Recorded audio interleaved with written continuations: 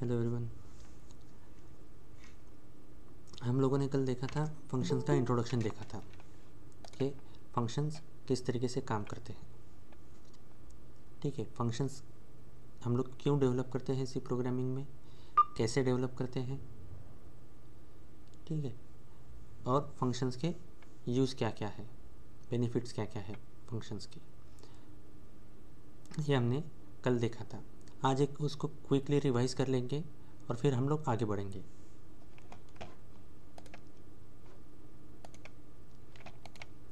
देखिए, ये जो पॉइंट है फंक्शन, तो ये बहुत इम्पोर्टेंट पॉइंट है। अगर आप ये फंक्शंस आप समझ गए प्रॉपरली तो आगे सी प्लस प्लस में हम लोग नेक्स्ट सेमेस्टर में जो सी प्लस प्लस प्रोग्रामिंग पढ़ेंगे उसमें भी ये फंक्शंस काम आएंगे। ठीक है, आगे हमारा एक टॉपिक है तो उसमें भी ये फंक्शन, हम अभी इसी सेमेस्टर में एक टॉपिक है हमारा, तो उसमें भी ये फंक्शंस बहुत काम में आएंगे हमें। तो फंक्शन बहुत ज़्यादा ज़रूरी है। फंक्शंस पर आपको एग्ज़ाम में बहुत सारे सवाल भी पूछे जा सकते हैं। तो अगर कोई भी छोटा सा भी डाउट हो आपको फंक्शंस के रिलेटेड तो आप तुरंत पूछिए। ऐसा नहीं होना चाहिए कि आपके मन में रह गया वो। ठीक है, तो फंक्शंस को क्लियर कर लीजिए, बहुत इंपॉर्टेंट टॉपिक है ये इस सेमेस्टर में और अगले सेमेस्टर में दोनों जगह काम में आने वाला है ये आपको।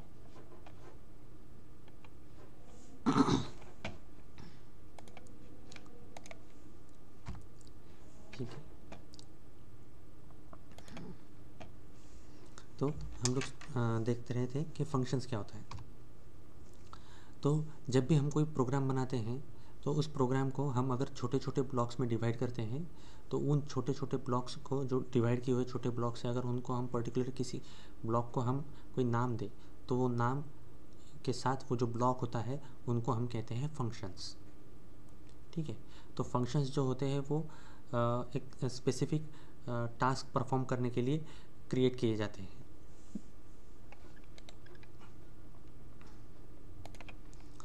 और फंक्शंस हमेशा करली, जहाँ से करली ब्रैकेट स्टार्ट होता है यहाँ से ओपन होते हैं, स्टार्ट होते हैं, और जहाँ पर ये करली ब्रैकेट क्लोज हुआ वहाँ तक उनका जो ब्लॉक ऑफ कोड इंडिकेट करता है, तो ये यहाँ से यहाँ तक ये फंक्शंस का दायरा होता है। अब तो जब हम फंक्शंस लिखते हैं तो हम क्या करते हैं, हमारे प्रोग्राम को छोटे छोटे ब्लॉक्स में हम डिवाइड करते हैं। तो जब हम हमारे प्रोग्राम को छोटे छोटे ब्लॉक्स में डिवाइड करते हैं तो हमारे प्रोग्राम को रीड करना बहुत आसान हो जाता है।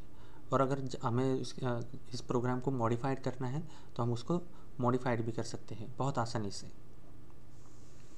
ठीक है, अब मान लीजिए कि हमारे प्रोग्राम में कहीं एरर आ गया तो हम वो एरर डिटेक्शन बहुत जल्दी कर पाते हैं, क्योंकि हमारे पास क्या है, हमने छोटे छोटे ब्लॉक्स बनाए हुए हैं, छोटे छोटे फंक्शंस बनाए हुए हैं, तो हम उस एरर को बहुत आसानी से डिटेक्ट कर सकते हैं और उसे ठीक भी कर सकते हैं। अब जब भी हम कोई प्रोग्राम बनाते हैं तो हमारे प्रोग्राम में एक मेन नाम का फंक्शन किया होता है हमने हमेशा। इस मेन नाम के फंक्शन से ही हमारा प्रोग्राम का एग्जीक्यूशन स्टार्ट होता है। ठीक है, हमारे प्रोग्राम में एक से ज़्यादा कई फंक्शंस भी हो सकते हैं। ठीक है, तो हमें फंक्शंस की ज़रूरत क्यों है, हमें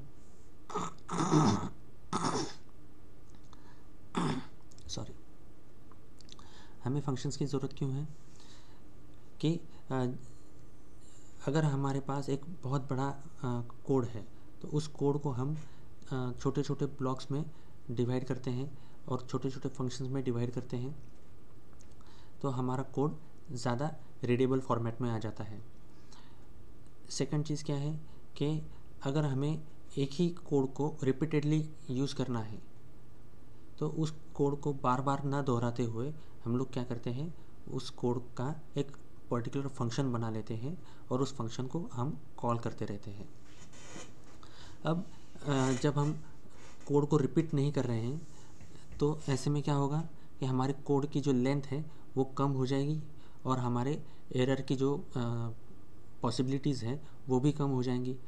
मान लीजिए कि अगर हम एक ही कोड को बार बार रिपीटेडली लिख रहे हैं तो इसमें क्या संभावना है कि आपके प्रोग्राम में हो सकता है कि दूसरी बार या तीसरी बार लिखते समय कुछ गलती हो जाए। तो इससे अच्छा है कि एक बार आप फंक्शन बनाइए और उस फंक्शन को आप जितनी बार चाहे उतनी बार कॉल कर सकते हैं। फंक्शन कॉलिंग के लिए कोई लिमिटेशन नहीं है। ठीक है, तो आपको क्या करना है, सिर्फ फंक्शंस क्रिएट करते वक्त कि हमें क्या करना है कि उसको एक बार डिक्लेयर और डिफाइन करना है और हम उसको मल्टीपल टाइम्स उस फंक्शन को कॉल कर सकते हैं। ठीक है, तो फंक्शंस के हमने यूज़ देखे थे कि फंक्शंस के क्या क्या यूज़ है, कि जैसे कि अभी हमने डिस्कस किया कि एक ही कोड को बार बार लिखने से बचने के लिए फंक्शंस बनाए जाते हैं। ठीक है, एक फंक्शन को हम हमारे प्रोग्राम में जितनी बार ज़रूरत हो उतनी बार कॉल कर सकते हैं। इसमें कोई लिमिटेशन नहीं है, हम हमारे फंक्शंस को कितनी भी बार कॉल कर सकते हैं। ठीक है, फंक्शंस बनाकर हम जो कोड कई सारे ब्लॉक्स में बांट देते हैं, जिससे क्या होता है हमें डिबगिंग करना माने एरर डिटेक्शन करना बहुत आसान हो जाता है। फंक्शंस बनाने के से एक बहुत बड़े कोड को हम आसानी से पढ़ सकते हैं और उसको आसानी से समझ भी सकते हैं। ठीक है, फंक्शंस बनाने के बाद हम क्या करते हैं कि एक ही कोड को हम लोग बार बार नहीं लिखते, तो कोड जो होता है वो डुप्लीकेट कॉपी नहीं बनती उसकी, जिससे कोड का साइज़, हमारे प्रोग्राम का साइज़ भी कम हो जाता है। तो ये भी एक बेनिफिट है फंक्शंस का।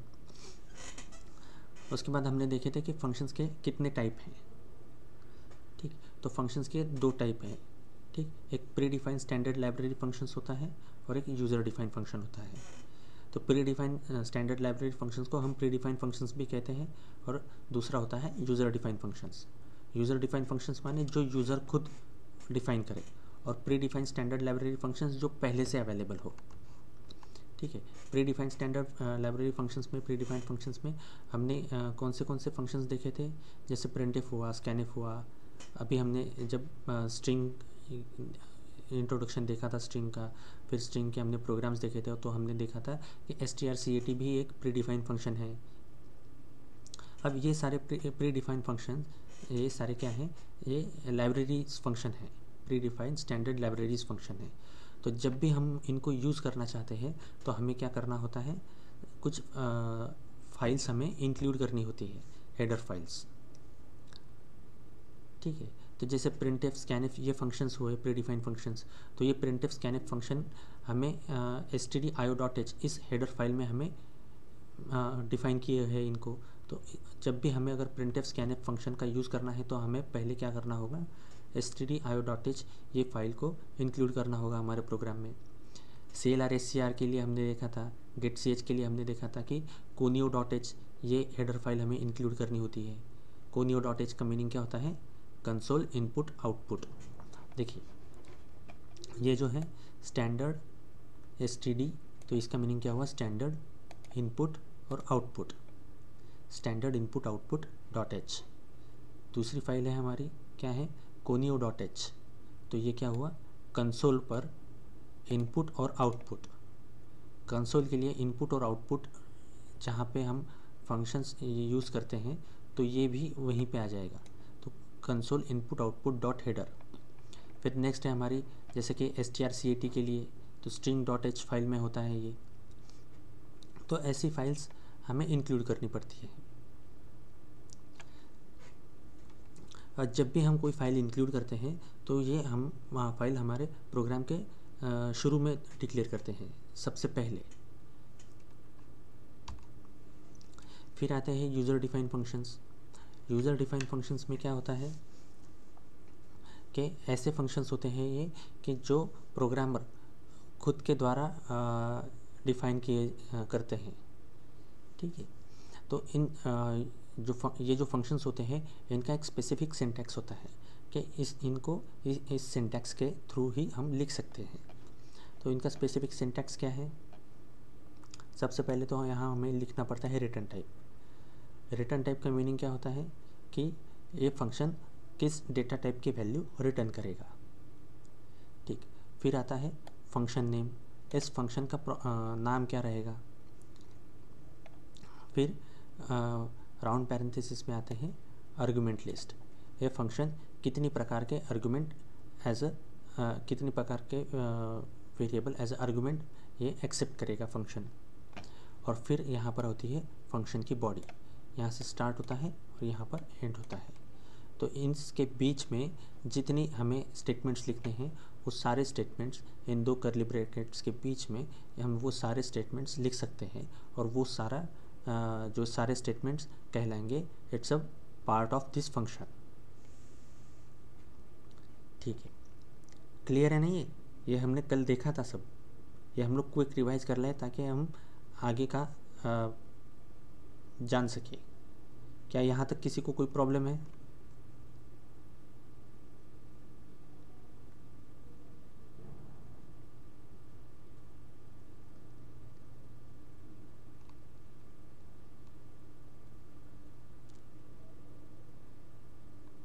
आप बताएंगे नहीं तो पता कैसे चलेगा? सर ये तो आगे तो कल भी समझ। तो ये क्लियर है ना ये? सर और ऐसे पूछ। जी जी, किसी को कोई समस्या है तो बता दीजिए, नहीं तो हम लोग आगे बढ़ेंगे।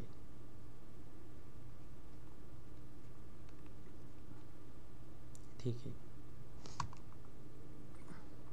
अब जैसे कि हमने यहाँ पे देखा था कि return type, function name, argument list, ये सब क्या है, तो इनके बारे में हम जानते हैं अभी कि ये फंक्शंस के पार्ट्स ये क्या होते हैं। तो रिटर्न टाइप क्या होता है कि जब हम फंक्शंस का कोई फंक्शंस हम यूज़ करते हैं किसी फंक्शंस को, तो हम वहाँ पे उसको कॉल करते हैं। और जब फंक्शन एग्जीक्यूट होता है, तो जब कोई फंक्शन एग्जीक्यूट होने के बाद आखिरी में किसी पर्टिकुलर डेटा टाइप की वैल्यू रिटर्न करता है, तो उस डेटा टाइप को हम कहते हैं उस फंक्शन का रिटर्न टाइप। फंक्शंस के एग्जीक्यूट होने के बाद जो वो फंक्शन जिस डेटा टाइप की वैल्यू रिटर्न करता है, उस डेटा टाइप की वैल्यू उस फंक्शन की रिटर्न टाइप रहेगी। ये मान लीजिए कि फंक्शन कोई वैल्यू रिटर्न नहीं करता है, तो उस जगह हम लोग क्या लिखते हैं, वॉइड कीवर्ड लिखते हैं। वॉइड कीवर्ड का मीनिंग होता है, जैसे ही हम लोग वॉइड लिखेंगे तो कंपाइलर को पता चल जाएगा कि ये जो कि फंक्शन है ये रिटर्न कुछ नहीं करेगा।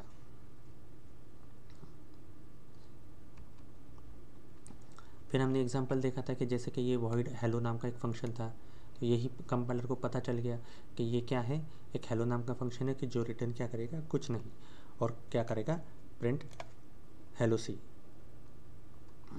फिर हमने नेक्स्ट देखा था कि एग्जांपल विद रिटर्न वैल्यू, हमने देखा था कि इंटीजर एक गेट नाम का एक फंक्शन है जो रिटर्न क्या करेगा, इंटीजर टाइप की वैल्यू।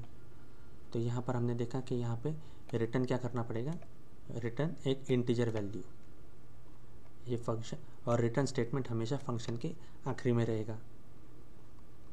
रिटर्न स्टेटमेंट के बाद दूसरा कोई स्टेटमेंट एग्जीक्यूट नहीं होगा। फिर आता है फंक्शन का नाम। फंक्शन का नाम क्या है, एक आइडेंटिफायर है कि जो फंक्शन को एक हम क्या कहते हैं, स्पेशल आइडेंटिटी प्रोवाइड करता है।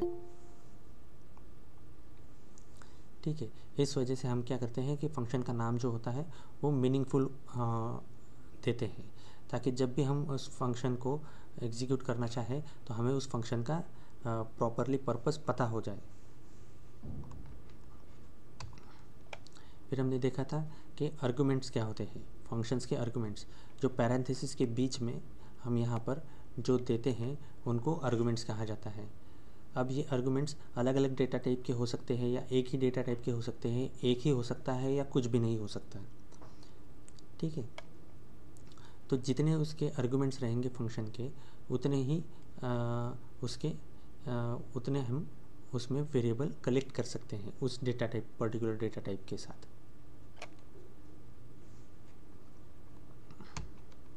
ठीक है, बॉडी ऑफ द फंक्शन देखा था हमने।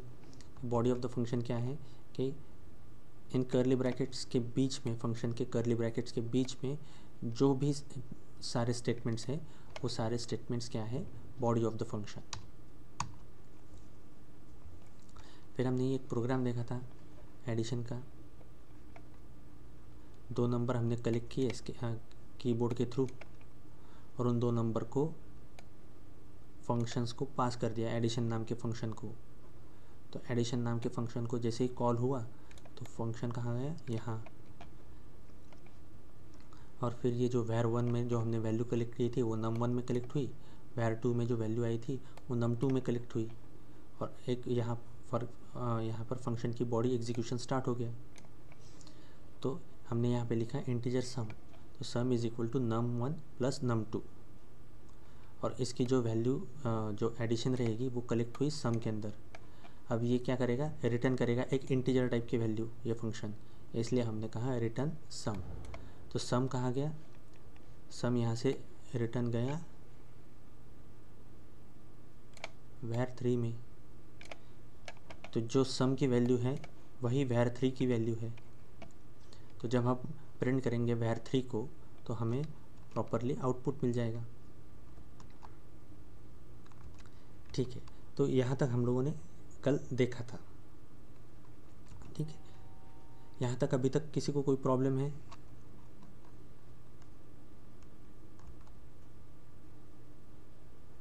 ये प्रोग्राम समझ में आया?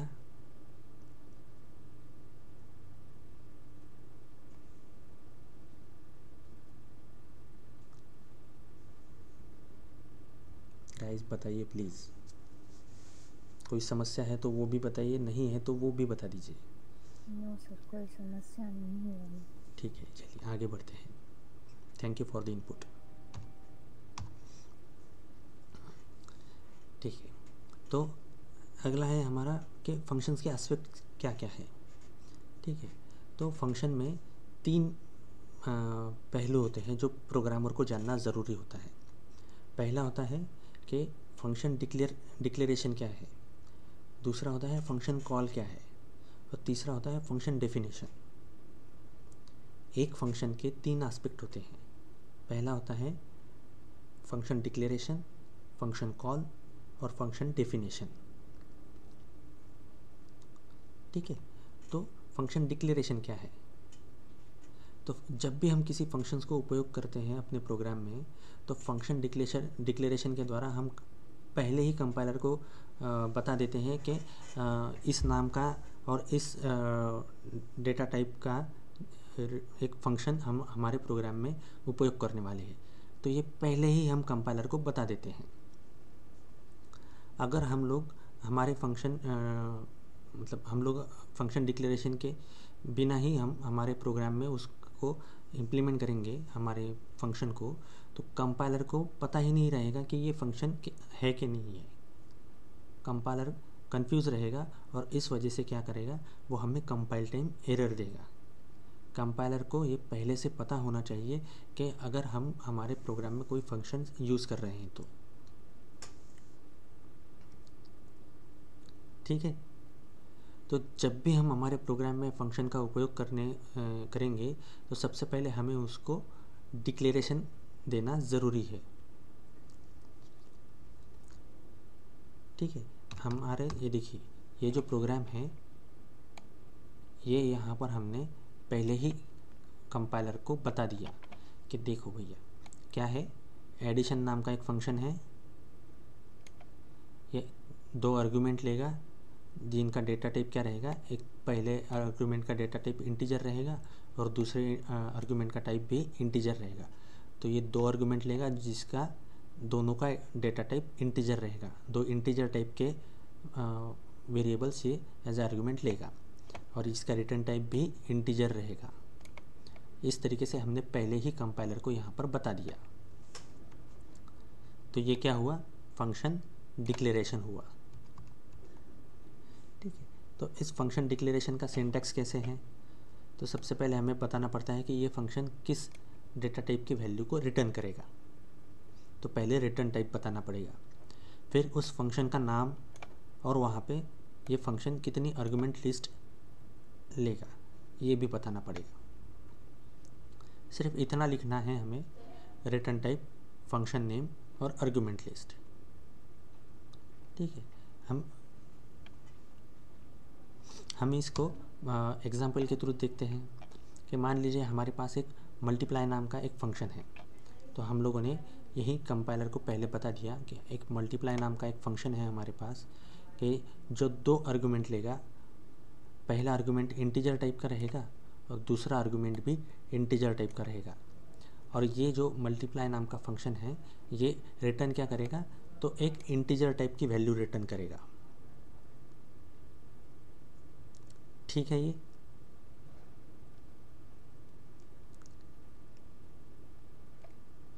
ओके।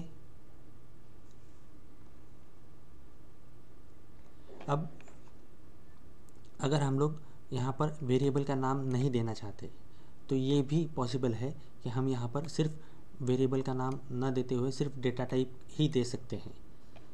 तो कंपाइलर ये भी एक्सेप्ट करता है। ठीक है, हमने क्या लिखा है यहाँ पर, ये तो सही है ही, लेकिन हम इस तरीके से भी लिख सकते हैं कि हमारे पास मल्टीप्लाई नाम का एक फंक्शन है और हम उसमें एक इंटीजर टाइप पहली जो वैल्यू है एक इंटीजर टाइप वैल्यू लेंगे और दूसरी वैल्यू भी इंटीजर टाइप ही रहेगी। तो दो इंटीजर टाइप की वैल्यू हम लोग एज ए इनपुट लेने वाले हैं इस फंक्शन के लिए, आर्गुमेंट लिस्ट के लिए। और रिटर्न क्या करेगा ये मल्टीप्लाई फंक्शन, तो ये इंटीजर टाइप की वैल्यू रिटर्न करेगा। तो ये भी सही है। अब जब फंक्शन डिक्लेरेशन की ज़रूरत हमें क्यों पड़ती है कि जब हम उस फंक्शन को हमारे प्रोग्राम में मेन फंक्शन के बाद में लिखते हैं। अगर हम हमारे प्रोग्राम के मेन फंक्शन के बाद में अगर हम हमारा फंक्शन लिखते हैं तो हमें फंक्शन डिक्लेरेशन की ज़रूरत होती है। अगर हमने हमारे मेन प्रोग्राम से पहले कोई हमारा फंक्शन लिख लिया तो हमें फंक्शन डिक्लेरेशन करने की ज़रूरत नहीं है। हम डायरेक्टली क्या लिख सकते हैं, फंक्शन डेफिनेशन लिख सकते हैं।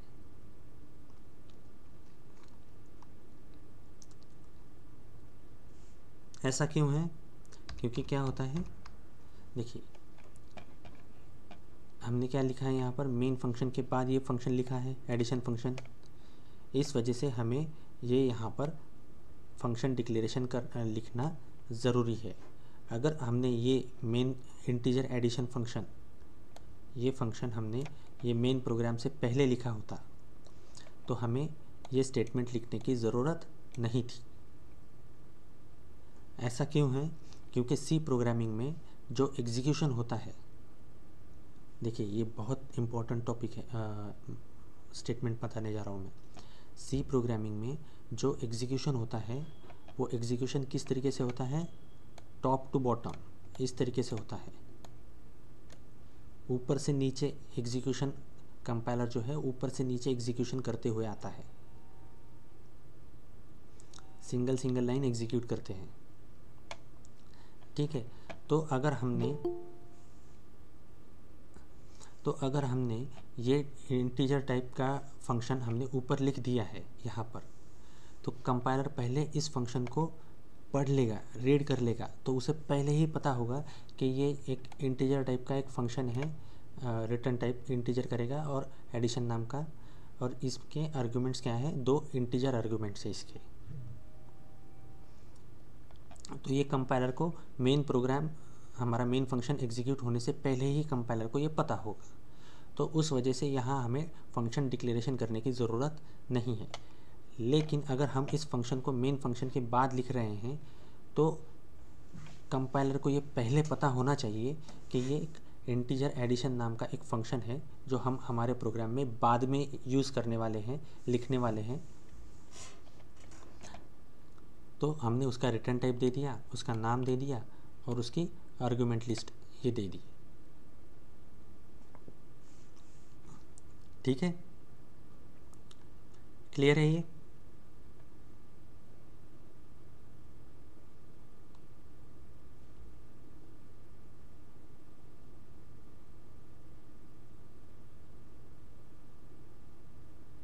फिर से बताना है।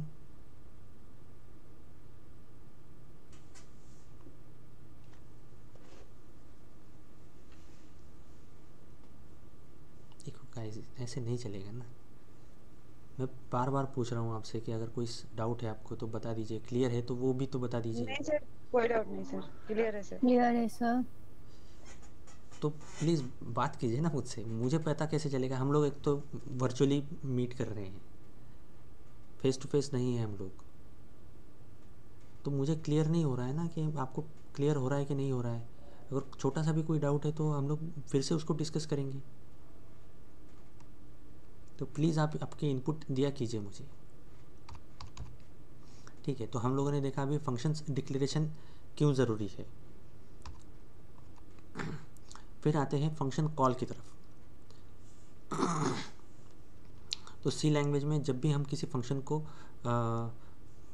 कॉल करते हैं तो क्या होता है कि एक जगह से हम उसको कॉल करते हैं और वो कहाँ जाता है, डायरेक्टली फंक्शन उस फंक्शन कॉल करने के बाद प्रोग्राम का कंट्रोल जो होता है वो पर्टिकुलर उस फंक्शन के पास चला जाता है।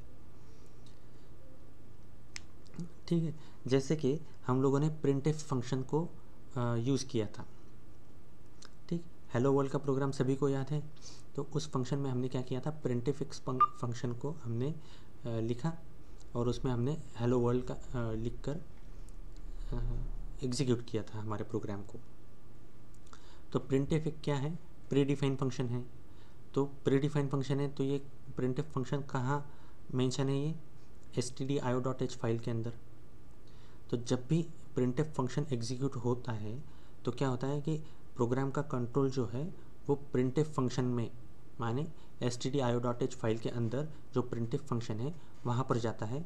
वहाँ उस जो स्टेटमेंट है वो स्टेटमेंट सारे एग्जीक्यूट करता है और जो हमने डबल कोट्स के अंदर जो हमने लिखा हुआ है वो वहाँ पर प्रिंट होता है और फिर वापस कंट्रोल हमारे प्रोग्राम में वापस आ जाता है। इस तरीके से फंक्शन कॉल काम करता है। अब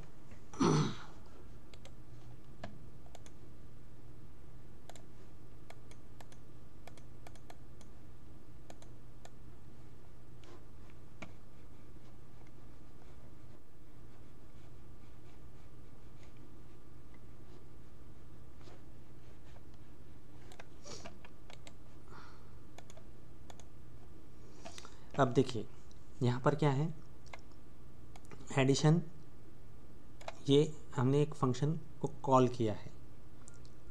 एडिशन नाम के फंक्शन को यहाँ पर हमने कॉल किया है और उसको आर्गुमेंट पास किए हैं 2 इंटीजर टाइप के। ठीक है, ये क्या हुआ, फंक्शन कॉल हुआ है। तो जैसे ही फंक्शन कॉल होता है तो देखिए ये क्या हुआ, पूरा स्टेटमेंट क्या है, var3 is equal to addition bracket में var1 कॉमा var2। ठीक है, तो जैसे ही ये इक्वल टू असाइनमेंट ऑपरेटर आता है तो क्या होता है, राइट हैंड साइड पहले एग्जीक्यूशन होगा। तो फर्स्ट राइट हैंड साइड पहले एग्जीक्यूट हो रही है तो राइट हैंड साइड में क्या है, फंक्शन कॉल है एक।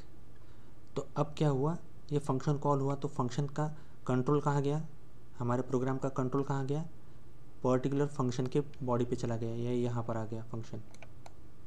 यहाँ से स्टार्ट एग्जीक्यूशन स्टार्ट होना शुरू हो जाएगा, डायरेक्टली फंक्शन डेफिनेशन पे आ गया। अब फंक्शन डेफिनेशन क्या कहते हैं, हमारी ये जो var1 है ये यहाँ पे कलेक्ट हो गया num1 में और var2 जो है ये num2 के अंदर कलेक्ट हो गया। फिर ये पूरा स्टेटमेंट एग्जीक्यूट हुआ और ये रिटर्न होगा अभी यहाँ पर sum is equal to num1 plus num2। तो जो num1 में वैल्यू है और जो num2 की वैल्यू, इनकी एडिशन होके सम में इसका आंसर कलेक्ट होगा और ये रिटर्न होगा सम। यहाँ से कहाँ जाएगा, तो ये अभी तक क्या चल रहा था, राइट हैंड साइड एग्जीक्यूशन चल रहा था। तो राइट हैंड साइड एग्जीक्यूशन कब ख़त्म होगा, ये जब इसका आंसर मिलेगा हमें। तो आंसर हमें मिल गया यहाँ पर। अब आंसर क्या है इसका आंसर क्या है, सम जो है इसका आंसर है। तो ये सम कहाँ कलेक्ट होगा, var3 के अंदर। ठीक है, तो जो हम अभी बात कर रहे थे यहाँ पर कि जैसे जब भी किसी फंक्शन को कॉल किया जाता है तो प्रोग्राम का कंट्रोल उस फंक्शन के पास चला जाता है और उसके अंदर के कोड को एग्जीक्यूट करना शुरू कर देता है। जैसे ही फंक्शन का एग्जीक्यूशन ख़त्म होता है तो प्रोग्राम का कंट्रोल फिर उसी जगह चला आता है जहाँ से फंक्शन को कॉल किया था हमने। तो ये वैसे ही हुआ अभी यहाँ पर, जैसे ही फंक्शन कॉल हुआ प्रोग्राम का कंट्रोल कहाँ गया, फंक्शन की डेफिनेशन पे। कंप्लीट फंक्शन एग्जीक्यूशन हुआ और उसके बाद क्या हुआ, फंक्शन का कंट्रोल वापस आया उसी जगह पर जहाँ से कॉल हुआ था और राइट हैंड साइड एग्जीक्यूशन होने के बाद ये अब असाइन हो जाएगा लेफ्ट हैंड साइड को, और ये फंक्शन हमारा कॉल कंप्लीट हुआ। ठीक है ये? जी सर। ठीक है, तो अब आते हैं फंक्शन डेफिनेशन पे कि फंक्शन डेफिनेशन क्या होता है। फंक्शन डेफिनेशन माने क्या होता है कि ये जो हमारी फंक्शन की बॉडी है इसे ही हम फंक्शन डेफिनेशन कहते हैं। फंक्शन की जो हम बॉडी लिखते हैं फंक्शन की, जिसमें मल्टीपल स्टेटमेंट्स होते हैं, वही फंक्शन की बॉडी कहलाते हैं। तो प्रोग्राम का कंट्रोल फंक्शन डेफिनेशन के जो पार्ट होता है उसमें जाता है, और फंक्शन की बॉडी कंप्लीट एग्जीक्यूशन होने के बाद अगर कोई फंक्शन वैल्यू रिटर्न करता है तो उस वैल्यू के साथ वो उस जगह वापस आता है, नहीं तो वो पूरा एग्जीक्यूशन होने के बाद जहाँ से फंक्शन कॉल हुआ था उसके नेक्स्ट लाइन पे आता है। तो ये रहा फंक्शन डेफिनेशन। अब जो फंक्शन कॉल होते हैं हमेशा, जैसे कि हम लोग अभी बात कर रहे थे, तो जो फंक्शंस कॉल होते हैं ये अलग अलग तरीके से कॉल होते हैं फंक्शंस को। तो इनको हम लोग 4 टाइप में डिवाइड कर सकते हैं फंक्शन कॉल को। ठीक है, तो पहला क्या है कि अगर कोई फंक्शन है, वो फंक्शन कोई आर्गुमेंट नहीं लेता और कोई वैल्यू रिटर्न नहीं करता। Function with no argument no return value. फिर नेक्स्ट क्या है हमारा, नेक्स्ट है हमारा कि function with no arguments and return value. Argument तो कोई नहीं ले रहा है फंक्शन, लेकिन वैल्यू रिटर्न कर रहा है। ठीक है, अब थर्ड वन है हमारा फंक्शन विथ आर्गुमेंट्स, आर्गुमेंट्स ले रहा है लेकिन वैल्यू कोई रिटर्न नहीं कर रहा। और फोर्थ वन क्या है हमारा, function with argument and return value, माने क्या कर रहा है, आर्गुमेंट भी ले रहा है और वैल्यू भी रिटर्न कर रहा है। तो छोटे छोटे प्रोग्राम्स के थ्रू हम इनको समझेंगे। ये क्लियर हुआ अभी? Functions with no arguments no return value, कोई आर्गुमेंट नहीं लेगा, कोई रिटर्न वैल्यू नहीं करेगा।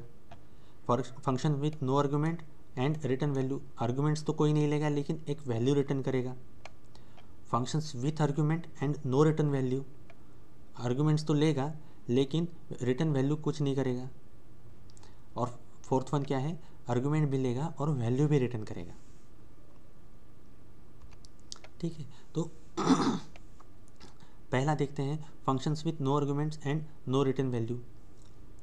तो इस तरीके के फंक्शंस में हम क्या करते हैं, हमारे पैरेंथेसिस के अंदर कोई भी आर्गुमेंट्स नहीं लिखते हैं, और इनका रिटर्न टाइप क्या होता है, वॉइड होता है।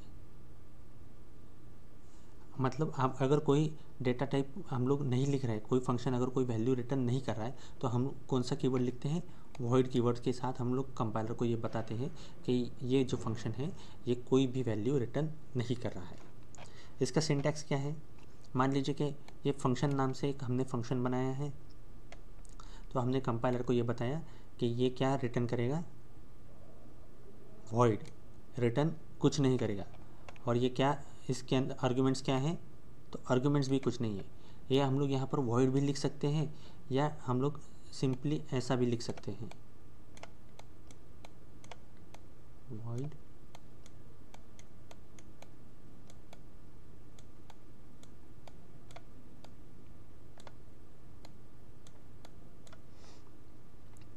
तो ये दोनों सेम है, ये स्टेटमेंट और ये स्टेटमेंट दोनों सेम है, क्योंकि इसके अंदर भी हमने कोई आर्गुमेंट पास नहीं किया है। और यहाँ पर हमने क्या लिखा है, वॉइड। तो वॉइड मीन्स क्या होता है, नथिंग, कुछ नहीं। तो ये क्या हुआ, functions with no arguments and no return value. तो ये क्या हुआ, ये क्या हुए, ये हुए आर्गुमेंट्स। ठीक है, ये क्या है, ये आर्गुमेंट्स हुए, और ये रिटर्न वैल्यू। तो ये जो फंक्शन नाम का एक फंक्शन है हमारे पास, तो ये कैसा है कि ये कोई आर्गुमेंट नहीं ले रहा और ना ही कोई वैल्यू रिटर्न कर रहा है। एग्जाम्पल के थ्रू देखते हैं इसे। ठीक है, तो देखिए हमने क्या किया, एक standard input output dot header ये फाइल हमने इंक्लूड कर ली हमारे प्रोग्राम में।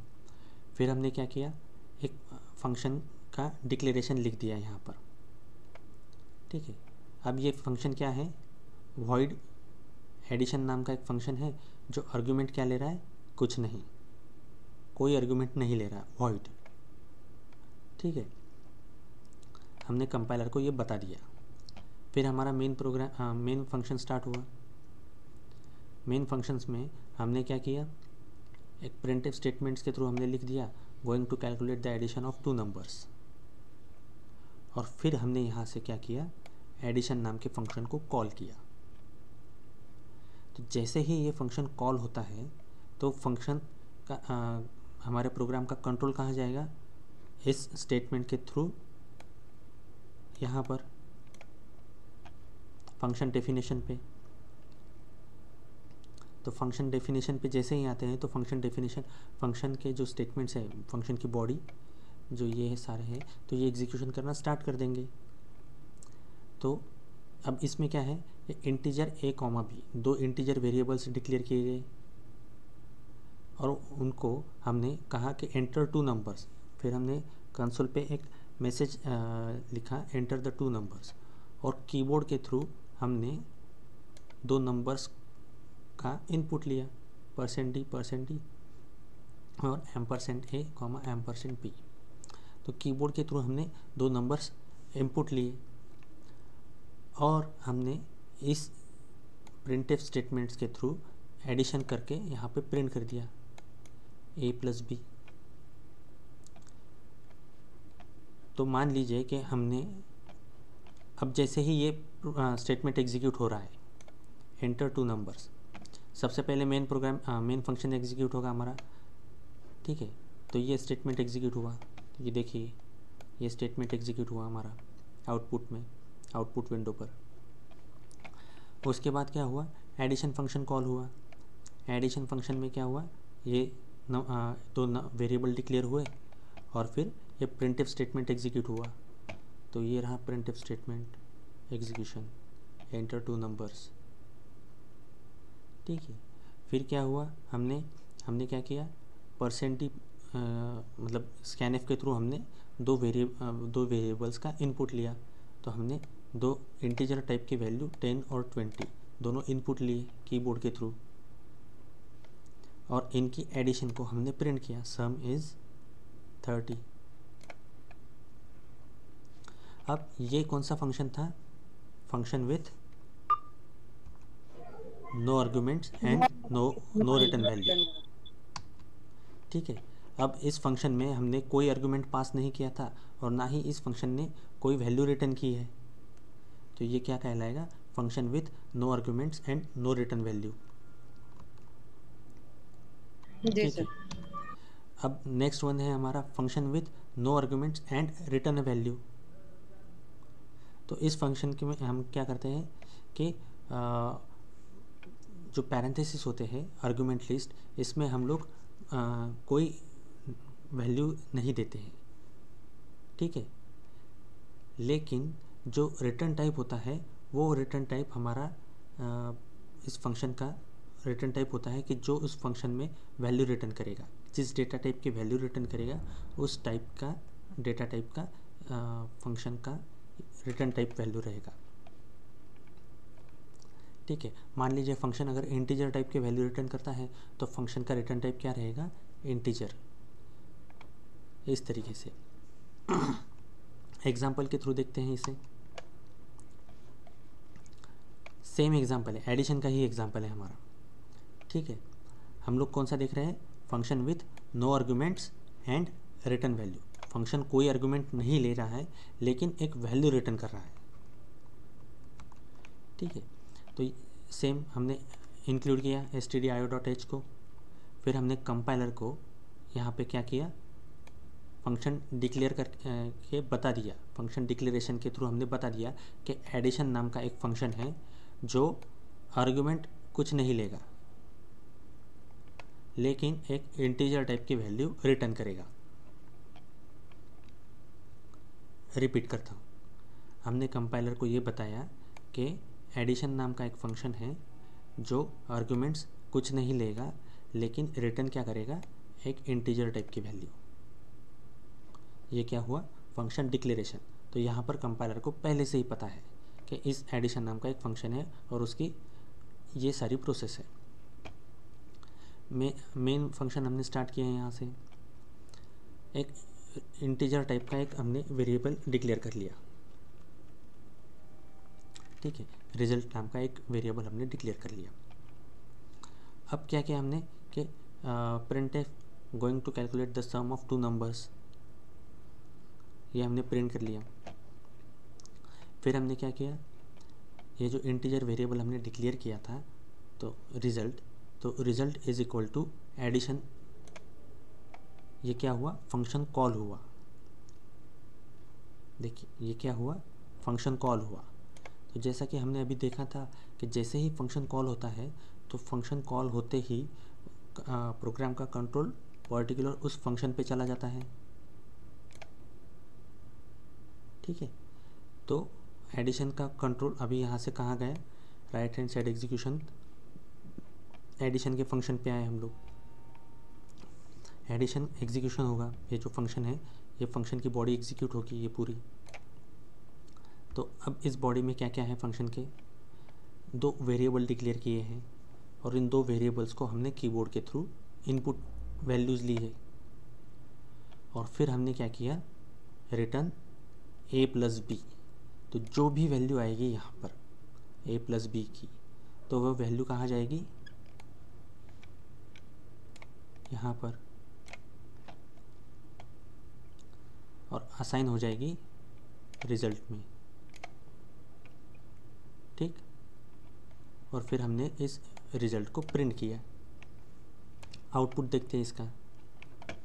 हमारे प्रोग्राम में मेन फंक्शन से स्टार्ट हुआ हमारा प्रोग्राम, वेरिएबल डिक्लेयर हुआ ये रिजल्ट, इंटीजर रिजल्ट टाइप का।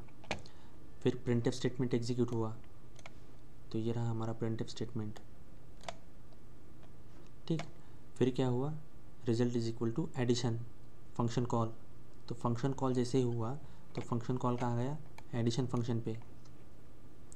फंक्शन की बॉडी एग्जीक्यूट हुई, दो वेरिएबल्स डिक्लेयर हुए। फिर हमने कहा प्रिंटफ के थ्रू कि एंटर टू नंबर्स, दो नंबर्स का इनपुट दीजिए। फिर हमने दो नंबर्स का कीबोर्ड के थ्रू इनपुट लिया, 5 और 15, 5 एंड 15। अब ये दो नंबर की एडिशन हमने क्या कही, यहाँ से ये इन दो नंबर की जो एडिशन है वो रिटर्न करो। अब रिटर्न कहाँ जाएगा, जहाँ से फंक्शन कॉल हुआ था वहाँ से ये वैल्यू, वहाँ उसकी वैल्यू रिटर्न हो जाएगी।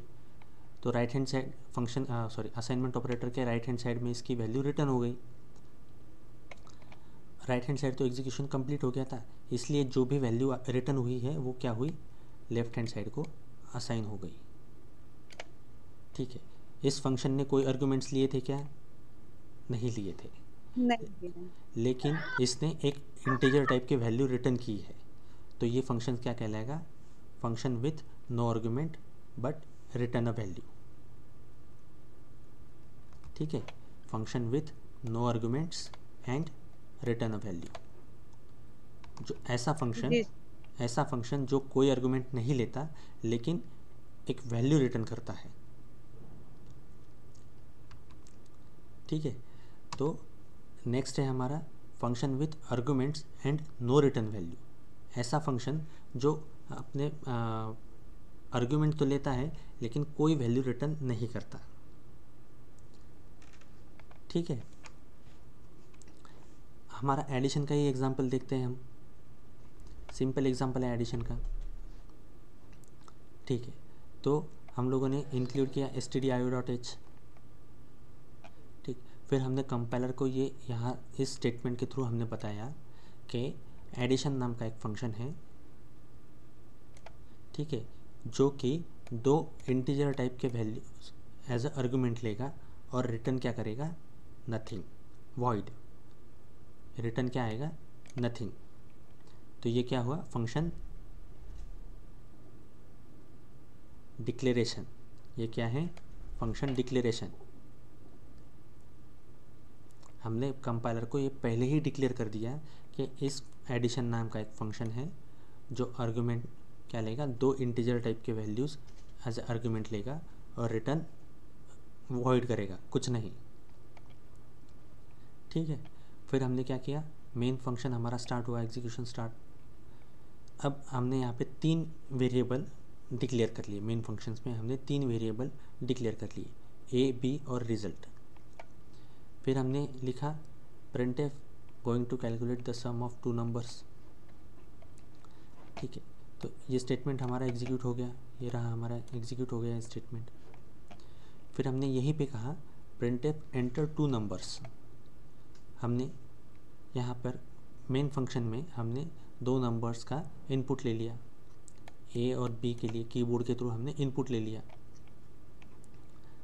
तो ये हमने कहा एंटर 2 नंबर्स, फिर हमने इनपुट लिया 15 और 25।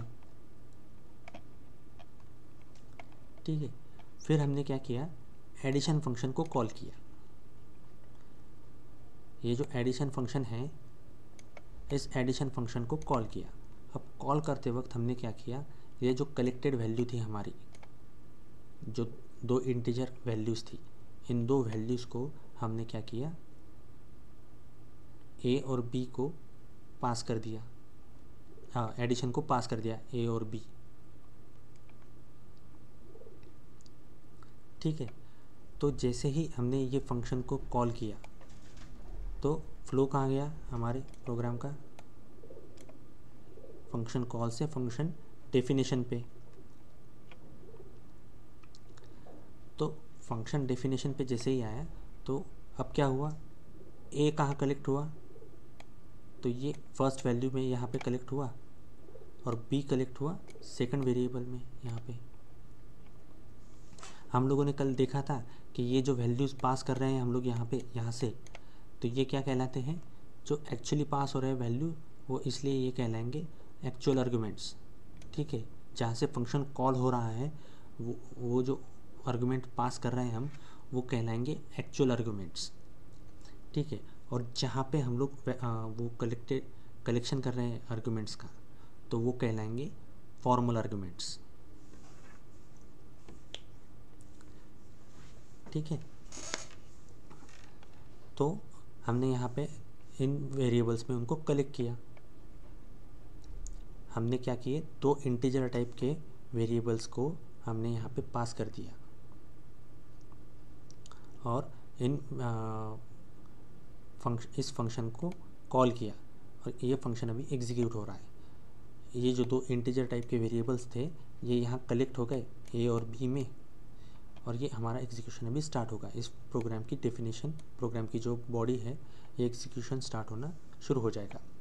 फिर क्या आएगा, इस प्रोग्राम के बॉडी में क्या है, एक ही स्टेटमेंट है, वो कहता है सम इज़, और हमने वो सम ए प्लस बी, जो ये ए और बी की एडिशन है, ये हमने यहीं पे प्रिंट कर दी। तो इन दोनों की एडिशन जो भी है ये प्रिंट हो जाएगी यहाँ पर। ठीक है,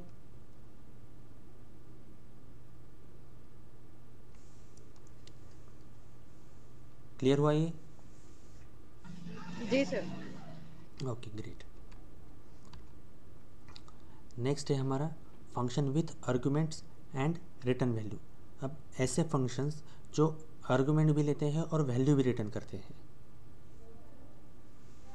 ठीक है, तो सेम प्रोग्राम है हमारा, हम उसी प्रोग्राम का, एडिशन के प्रोग्राम को ही देख रहे हैं।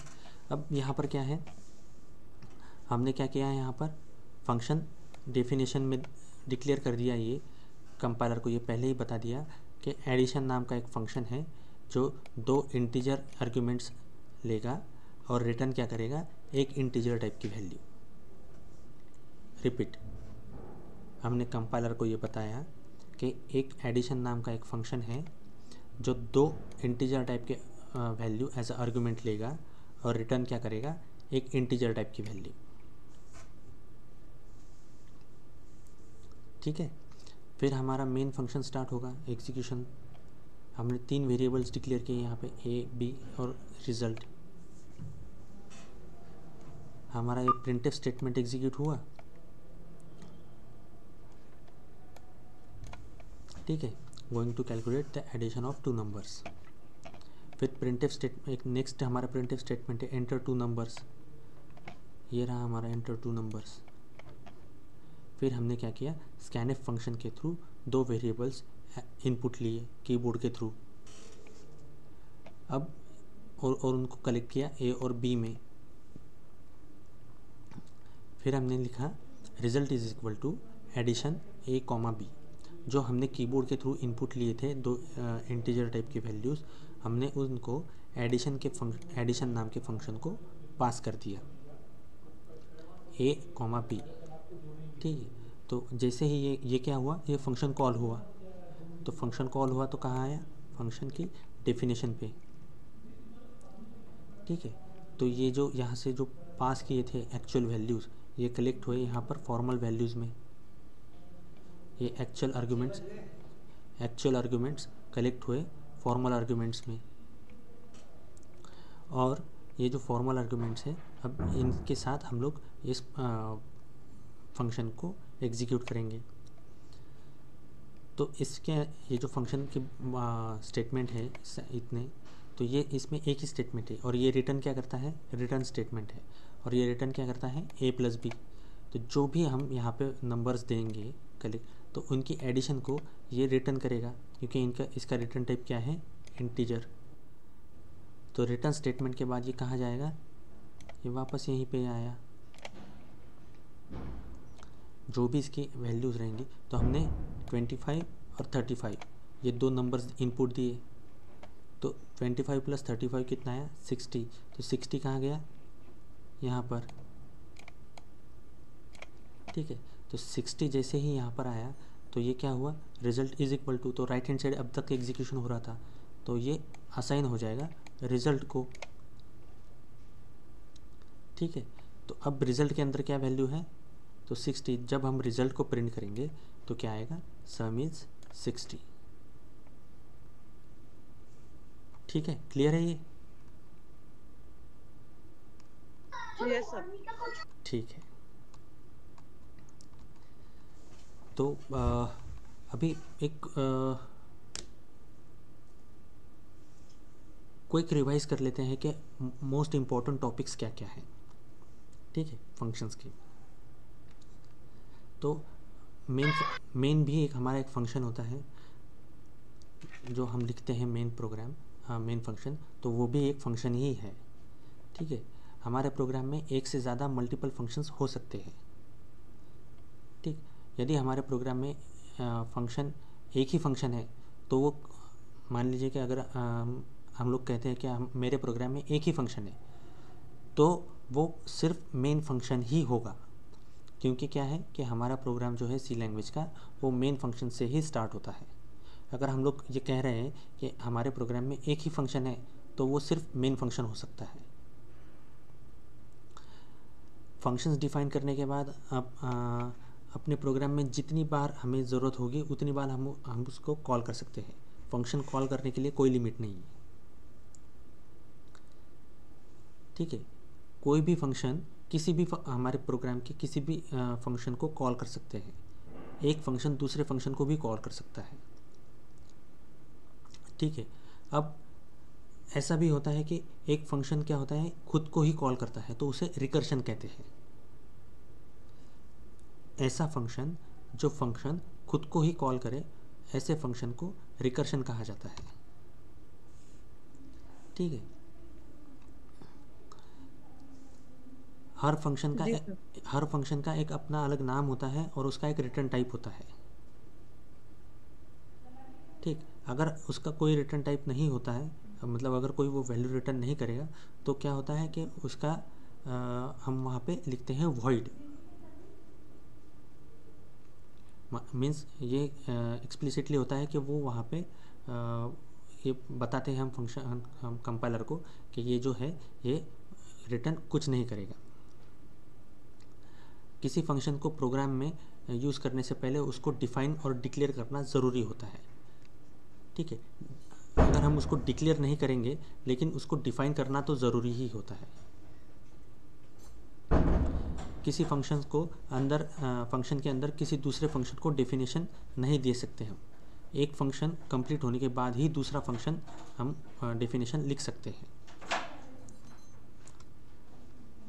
हमारे प्रोग्राम में हर फंक्शन का नाम अलग अलग होना चाहिए, ताकि फंक्शन कॉलिंग करने में हमें आसानी हो और कंपाइलर को कोई कन्फ्यूजन ना हो। अगर हमने हमारे फंक्शन में कोई अगर हमने हमारे प्रोग्राम में कोई फंक्शन लिख लिया है तो उसको मेमोरी तभी मिलती है जब उसको कॉल किया जाता है। जब फंक्शन कॉल होता है तभी उस के लिए मेमोरी अलोकेट होती है, और जैसे ही फंक्शन का काम ख़त्म हो जाता है, फंक्शन को जो मेमोरी अलोकेट हुई है वो मेमोरी रिलीज़ हो जाती है। ठीक है। जब एक फंक्शन को हम डिक्लेयर करते हैं मेन फंक्शन के बाहर, तो उस फंक्शन को हम कहते हैं ग्लोबल फंक्शन। ठीक। और अगर हम किसी फंक्शन को मेन फंक्शन के अंदर डिक्लेयर करते हैं तो उसे लोकल फंक्शन कहते हैं। ठीक है। एक फंक्शन दूसरे फंक्शन के वेरिएबल को एक्सेस नहीं कर सकता, क्योंकि क्या होता है कि उस फंक्शन के वेरिएबल का स्कोप होता है उसी फंक्शन के लिए सीमित होता है। रिटर्न कीवर्ड जो होता है वो एक वैल्यू रिटर्न करता है, एक ही वैल्यू रिटर्न करता है, और एक ही जो वैल्यू रिटर्न करेगा रिटर्न कीवर्ड, तो उस फंक्शन की रिटर्न टाइप भी वही वैल्यू का डेटा टाइप रहेगा। और रिटर्न स्टेटमेंट जो रहेगा वो हमारे सारे फंक्शन के आखिरी वाला स्टेटमेंट रहेगा। रिटर्न स्टेटमेंट के बाद कोई स्टेटमेंट एग्जीक्यूट नहीं होता है। ठीक है। तो आज के लिए रुकते हैं बस यहीं। यहाँ तक किसी को कोई प्रॉब्लम है? मुझे लगता है भाग गए सारे लोग। आप ही दो है। ज़्यादा ले लिया आज है, 3 मिनट ही ज़्यादा हुए यार। नहीं सर, कोई बात नहीं सर। ठीक है, चलिए। आप दोनों को कोई प्रॉब्लम है इसमें? No sir. नहीं सर। ठीक है, तो आज रुकते हैं फिर यहीं। Okay sir. हाँ सर। ठीक है। Thank you sir. प्रैक्टिस कीजिए इसकी, ये बहुत इंपॉर्टेंट टॉपिक है। जी सर।